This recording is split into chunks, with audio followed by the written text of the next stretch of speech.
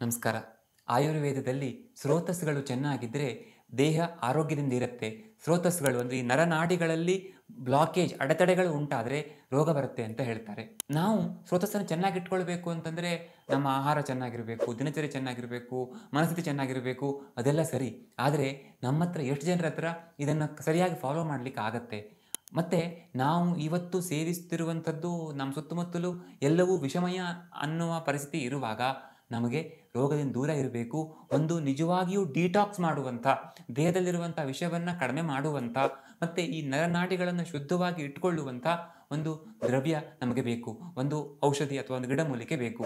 ಅಂಥ ಒಂದು ವಿಶೇಷವಾದ ಆಯುರ್ವೇದದ ಎಲ್ಲ ಗ್ರಂಥಗಳು ಹೊಗಳಿರುವಂಥ ಮತ್ತು ನಿಮಗೆಲ್ಲರಿಗೂ ಪರಿಚಯ ಇರುವಂಥ ಒಂದು ದ್ರವ್ಯದ ಬಗ್ಗೆ ಹೇಳ್ತೇನೆ ಮತ್ತು ಅದನ್ನು ಹೇಗೆ ಬಳಕೆ ಮಾಡಿಕೊಳ್ಬೇಕು ಅನ್ನೋದನ್ನು ಹೇಳ್ತೇನೆ. ಆಯುರ್ವೇದದಲ್ಲಿ ಇಂಥ ಸುಮಾರು ದ್ರವ್ಯಗಳಿವೆ. ಆದರೆ ಇವತ್ತು ನಾನು ಹೇಳಲಿಕ್ಕೆ ಹೊರಟಿರುವಂಥದ್ದು ಆಯುರ್ವೇದದ ಎಲ್ಲ ಗ್ರಂಥಗಳು ರಸಾಯನ ಅಧ್ಯಾಯದಲ್ಲಿ ಹೇಳಿರುವಂಥದ್ದು. ಅಂದರೆ ಇದು ಅತ್ಯಂತ ಒಳ್ಳೆಯ ರಸಾಯನ, ಅಂದರೆ ರೋಗಗಳನ್ನು ತಡೆಗಟ್ಟಿ ಮುಪ್ಪನ್ನು ದೂರ ಮಾಡಿ ನಾವು ನಿತ್ಯ ಸೇವನೆ ಮಾಡಿದರೂ ತೊಂದರೆ ಆಗದೇ ಇರುವಂಥ ದ್ರವ್ಯ ಅನ್ನುವ ರೀತಿಯಲ್ಲಿ ಹೇಳಿರುವಂಥದ್ದು. ಜೊತೆಗೆ ಇದು ಸುಲಭವಾಗಿ ಸಿಗುವಂಥದ್ದು, ತುಂಬ ಕಡಿಮೆ ಹಣ ಕೊಟ್ಟು ನಾವು ಖರೀದಿ ಮಾಡ್ಬೋದಂಥದ್ದು. ಉದಾಹರಣೆ ನಾನು ಸ್ವರ್ಣಭಸ್ಮ ಹೇಳಿಬಿಡ್ಬೋದು, ಸ್ವರ್ಣಭಸ್ಮ ಸೇವನೆ ಮಾಡಿದರೆ ಇಷ್ಟೊಳ್ಳೆ ಪ್ರಯೋಜನ ಆಗುತ್ತೆ ಅಂತ. ಆದರೆ ಸ್ವರ್ಣಭಸ್ಮ ಇದೆಯಲ್ಲ, ಅದನ್ನು ನಮ್ಮ ಹತ್ರ ಎಲ್ಲರ ಹತ್ರ ತೆಗೆದುಕೊಳ್ಳಲಿಕ್ಕೆ, ಖರೀದಿ ಮಾಡಲಿಕ್ಕೆ ಸಾಧ್ಯವೇ ಇಲ್ಲ. ಆದರೆ ಇದು ಹಾಗಲ್ಲ. ದೇಹವನ್ನು ಶುದ್ಧ ಮಾಡುವುದರ ಜೊತೆಗೆ ಆರೋಗ್ಯವನ್ನು ಕಾಪಾಡುವಂಥದ್ದು, ಸುಲಭವಾಗಿ ಸಿಗುವಂಥದ್ದು. ಇದರ ಗುಣಗಳು, ಪ್ರಯೋಜನಗಳ ಬಗ್ಗೆ ಹೇಳ್ತಾ ಹೋದರೆ ಒಂದು 8-10 ವಿಡಿಯೋ ಮಾಡಬೇಕಾಗ್ಬೋದು. ಇವತ್ತು ನಾನು ಕೇವಲ ಈ ಸ್ರೋತೋಶೋಧನ ಅಂದರೆ ಈ ಚಾನೆಲ್ಸನ್ನು ಕ್ಲೀನ್ ಮಾಡುವಂತಹ ಮತ್ತು ವಿಷವನ್ನು ಕಡಿಮೆ ಮಾಡುವಂಥ ಗುಣದ ಬಗ್ಗೆ ಮಾತ್ರ ಮಾತಾಡ್ತೇನೆ. ಅದರ ಬಗ್ಗೆ ಸರಿಯಾಗಿ ತಿಳ್ಕೊಳ್ಳೋಣ. ಆ ದ್ರವ್ಯ ಯಾವುದು ಅಂತಂದರೆ ಅಣಲೆಕಾಯಿ. ಈ ಅಣಲೆಕಾಯಿ ಪಂಡಿತರು ಅಂತ ನಮ್ಮನ್ನು ನಾವು ಹೇಳ್ಕೊಳ್ಳಿಕ್ಕೆ ಖುಷಿ ಪಡಬೇಕು. ಯಾಕೆ ಅಂದರೆ ಚರಕ ಸಂಹಿತೆಯ ಚಿಕಿತ್ಸಾ ಸ್ಥಾನದ ಮೊದಲನೇ ಅಧ್ಯಾಯ, ರಸಾಯನ ಅಧ್ಯಾಯದಲ್ಲಿ ಇದರ ಬಗ್ಗೆ ತುಂಬ ವಿಷಯಗಳನ್ನು ಹೇಳುವಾಗ ಒಂದು ಮಾತು ಹೇಳ್ತಾರೆ, ಸ್ರೋತೋ ವಿಬಂಧಾನ್ ವಿವಿಧಾನ್ ಅಂತ. ಅಂದರೆ ಬಹಳ ರೀತಿಯ ಸ್ರೋತಸ್ಸುಗಳಲ್ಲಿ ಆಗಿರುವಂಥ ಅಡೆತಡೆಗಳನ್ನು ತೆಗಿತದೆ ಅಂತ. ಇವತ್ತು ನಾವು ಅವುಗಳನ್ನು ನೋಡ್ತಾ ಹೋಗೋಣ. ಮೊದಲನೇದು ಹಾರ್ಟಲ್ಲಿ ಬ್ಲಾಕೇಜ್ ಆಗುತ್ತೆ ಅಂತ ನಾವು ತುಂಬ ಭಯಪಡ್ತೇವಲ್ಲ. ಚರಕ ಸಂಹಿತೆಯಲ್ಲೇ ಇದರ ಎಕ್ಸ್ಪ್ಲನೇಷನ್ ಕೊಡುವಾಗ ಹೃದ್ರೋಗದಲ್ಲಿ ಕೂಡ ಇದು ಹೆಲ್ಪ್ಫುಲ್ ಅಂತ ಶಬ್ದವನ್ನು ಹೇಳ್ತಾರೆ. ಜೊತೆಗೆ ಪ್ರಲೇಪಂ ಹೃದಯೋರಸೋಹೋ ಅಂತ ಹೇಳ್ತಾರೆ. ಅಂದರೆ ಹೃದಯ ಮತ್ತು ಉರ ಪ್ರದೇಶ, ಅಂದರೆ ನಮ್ಮ ಏನು ಎದೆಯ ಭಾಗ ಇದೆಯಲ್ಲ, ಅಲ್ಲಿ ನಮಗೆ ಈ ಲೇಪ, ಅಂದರೆ ಈ ನಾವು ಕೊಲೆಸ್ಟ್ರಾಲ್ ಬ್ಲಾಕೇಜ್ ಆಗುತ್ತಲ್ಲ, ಅದು ಒಂದು ಲೇಪನೆ ಅಂತಹ ಇದನ್ನು ತೆಗಿತದೆ ಅಂತ ಅವರು ಹೇಳ್ತಾರೆ. ಹಾಗಾಗಿ ನಿಮಗೆ ಆಲ್ರೆಡಿ ಬ್ಲಾಕೇಜ್ ಇದೆ, ಸರ್ಜರಿ ಆಗಬೇಕು ಅಂತ ಡಾಕ್ಟರ್ ಹೇಳಿದ್ದಾರೆ ಅಂತಂದರೆ ಅದನ್ನು ಸರ್ಜರಿ ಬಿಟ್ಟು ನಾನು ಅಣಲೆಕಾಯಿ ತಿಂತೇನೆ ಅಂದರೆ ಆಗಲಿಕ್ಕಿಲ್ಲ. ಆಗೋದೇ ಇಲ್ಲ ಅಂತ ನಾನು ಹೇಳಲ್ಲ. ಬಟ್ ಅದು ನೀವು ಯಾವುದೋ ಒಂದು ವಿಡಿಯೋ ನೋಡ್ಕೊಂಡು ಆ ಥರ ಮಾಡಿಬಿಡಬಾರ್ದು. ಯಾವಾಗಲೂ ಅಷ್ಟೇ, ಯಾವ ವಿಡಿಯೋ ನೋಡಿಕೊಂಡು ನಿಮಗೆ ನೀವೇ ಮದ್ದು ಮಾಡ್ಕೊಳ್ಳೋದು ತಪ್ಪು. ಆದರೆ ನಾವು ಇದನ್ನು ಬಳಕೆ ಮಾಡ್ತಾ ಹೋದರೆ ಆ ಸಮಸ್ಯೆ ಉಂಟಾಗೋದಿಲ್ಲ ಅನ್ನೋದೊಂದು ಸ್ಪಷ್ಟ. ಮತ್ತು ನಿಮಗೆ ಡಾಕ್ಟ್ರು ಕೊಟ್ಟಿರುವಂತಹ ಹಾರ್ಟ್ ಸಮಸ್ಯೆಗೆ ಕೊಟ್ಟಿರುವಂತಹ ಔಷಧದ ಜೊತೆಗೆ ಅಣಲೆಕಾಯಿಯನ್ನು ಕೂಡ ಖಂಡಿತ ಬಳಕೆ ಮಾಡ್ಬೋದು. ಅದಕ್ಕಾಗಿ ಒಂದ್ಸಲ ಆಯುರ್ವೇದ ಡಾಕ್ಟ್ರನ್ನು ಕೂಡ ನೀವು ಮೀಟ್ ಆಗ್ಬೋದು. ಇನ್ನು ಎರಡನೇದು ಮೆದುಳಿನಲ್ಲಿ ಏನು ಬ್ಲಾಕೇಜ್ ಅಂತ ನೀವು ಕೇಳ್ಬೋದು. ಸ್ಟ್ರೋಕ್ ಆಗೋದು ಬೇರೆ, ಅದಷ್ಟೇ ಅಲ್ಲ, ನಮಗೆ ಕೆಲವೊಮ್ಮೆ ಬುದ್ಧಿ ಹೊಳೆಯೋದಿಲ್ಲ ಅಥವಾ ನೆನಪು ಬರೋದಿಲ್ಲ, ನನ್ನ ಮೈಂಡ್ ಒಂಥರ ಕವರ್ ಆದ ಹಾಗೆ ಅಂತ ನಾವು ಹೇಳ್ತೀವಲ್ಲ, ಅಂತಹ ಸಮಸ್ಯೆಯಲ್ಲಿ ಅಂದರೆ ಆ ಬ್ಲಾಕೇಜಲ್ಲಿ ನಾವು ಅಣಲೆಕಾಯಿಯನ್ನು ಬಳಕೆ ಮಾಡ್ಬೋದು.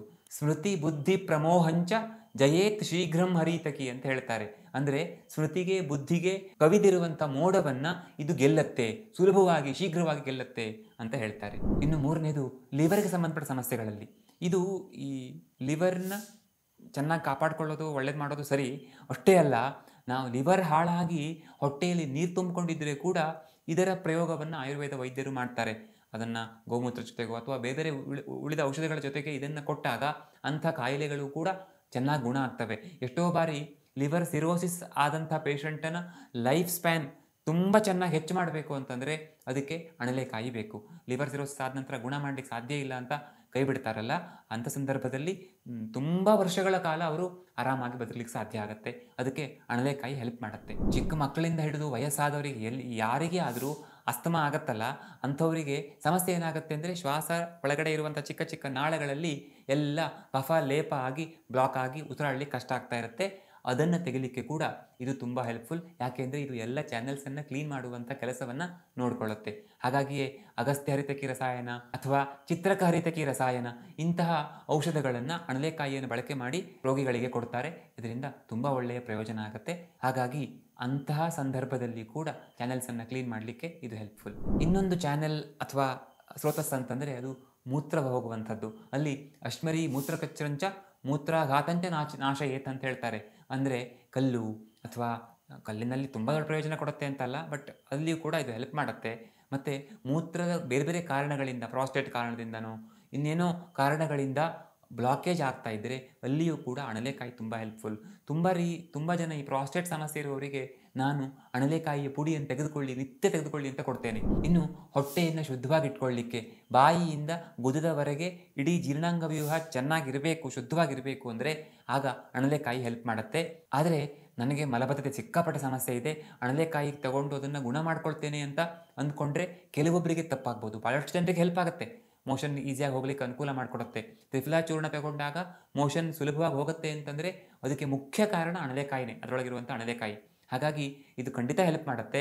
ಆದರೆ ಇದು ಎಲ್ಲರಿಗೂ ಪ್ರಯೋಜನಕ್ಕೆ ಬರಬೇಕು ಅಂತಿಲ್ಲ.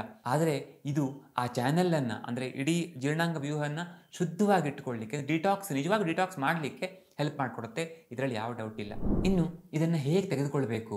ಅಷ್ಟಾಂಗ ಹೃದಯದಲ್ಲಿ ತುಂಬ ಸುಲಭವಾದಂಥ ಒಂದು ಮಾರ್ಗ ಇದೆ. ತುಂಬ ರೀತಿ ಹೇಳಿದರೂ ಕೂಡ ನಾನು ಈಸಿಯೆಸ್ಟ್ ವೇಯನ್ನು ನಿಮಗೆ ಹೇಳ್ಕೊಡ್ಬೇಕಲ್ಲ.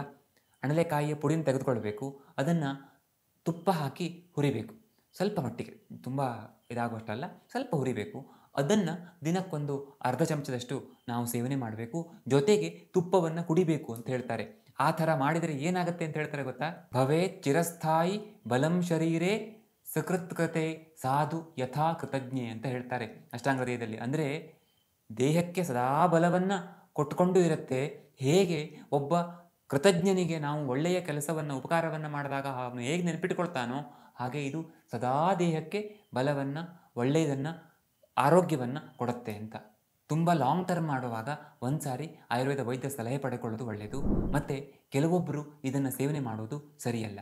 ತುಂಬ ದುರ್ಬಲರಾಗಿರುವಂಥವರು, ತುಂಬ ತುಂಬ ಸಣಕಲು ಅಂತ ಹೇಳ್ತೀವಲ್ಲ ಆ ಥರ ಆದಂಥವರು, ತುಂಬ ಡ್ರೈ ನೇಚರ್ನ ಹೊಂದಿರುವಂಥದ್ದು, ಅಂದರೆ ದೇಹವೆಲ್ಲ ಒಣ ಅನಿಸುತ್ತೆ ಅನ್ನುವಂಥವರು, ಮತ್ತು ಅತ್ಯಂತ ಉಷ್ಣ ದೇಹ ನಂದು ಅಂತ ಹೇಳುವಂಥವರು, ಮತ್ತು ಗರ್ಭಿಣಿಯರು ಇದರ ಸೇವನೆ ಮಾಡೋದು ಸರಿಯಲ್ಲ. ಯಾಕೆ ಅಂದರೆ ಇದಕ್ಕೆ ಡ್ರೈ ನೇಚರ್ ಇದೆ, ಅಂದರೆ ಒಣಗಿಸುವ ಗುಣ ಇದೆ. ಹಾಗಾಗಿಯೇ ಇದನ್ನು ತುಪ್ಪದಲ್ಲಿ ಫ್ರೈ ಮಾಡಿ ತುಪ್ಪದ ಜೊತೆಗೆ ಸೇವನೆ ಮಾಡಲಿಕ್ಕೆ ಹೇಳಿದ್ದು. ಅಷ್ಟಾಂಗದಲ್ಲಿ ತುಪ್ಪ ಜೊತೆಗೆ ತಿಂದಾಯ್ತಲ್ಲ, ಆಮೇಲೆ ತುಪ್ಪವನ್ನು ಕುಡಿಬೇಕು ಅಂತ ಹೇಳ್ತಾರೆ. ನಮಗೆ ಅಷ್ಟು ಮಾಡಲಿಕ್ಕಾಗಲಿಲ್ಲ ಅಂದರೂ ಕೂಡ ಇದನ್ನು ಬಳಕೆ ಮಾಡುವ ಸಂದರ್ಭದಲ್ಲಿ ನಾವು ಸ್ವಲ್ಪ ಹೆಚ್ಚಿನ ಪ್ರಮಾಣದಲ್ಲಿ ತುಪ್ಪ, ಎಣ್ಣೆ, ಹಾಲು ಇವುಗಳನ್ನು ಸೇವನೆ ಮಾಡಬೇಕು ಅಂತ. ಒಟ್ಟಿನಲ್ಲಿ ಇದರ ಬಗ್ಗೆ ಸರಿಯಾಗಿ ತಿಳ್ಕೊಂಡು ಇದನ್ನು ಬಳಕೆ ಮಾಡಿದರೆ ಖಂಡಿತ ನಮ್ಮ ಆರೋಗ್ಯ ಚೆನ್ನಾಗಿರುತ್ತೆ. ಇದಕ್ಕೆ ಸಂಬಂಧಪಟ್ಟ ಹಾಗೆ ಏನಾದರೂ ಡೌಟ್ಸ್ ಇದ್ದರೆ ಖಂಡಿತ ಕಮೆಂಟ್ ಮಾಡಿ ತಿಳಿಸಿ, ನಾನು ಅದಕ್ಕೆ ಆದಷ್ಟು ರಿಪ್ಲೈ ಮಾಡಲಿಕ್ಕೆ ಟ್ರೈ ಮಾಡ್ತೇನೆ. ಮತ್ತು ಬರೀ ಅಣಲೆಕಾಯಿ ಬಗ್ಗೆನೇ ಇನ್ನೂ ಆಳವಾಗಿ ಹೇಳಿರುವಂಥ ವಿಷಯಗಳನ್ನು ನಾನು ಹೇಳಬೇಕು ಅಂತಾದರೆ ಅದಕ್ಕೆ ಜಸ್ಟ್ ಅಣಲೆಕಾಯಿ ಅಂತ ಒಂದು ಕಮೆಂಟ್ ಹಾಕಿ ನಾನು ಮತ್ತೆ ವಿಡಿಯೋ ಮಾಡ್ತೇನೆ. ಧನ್ಯವಾದ.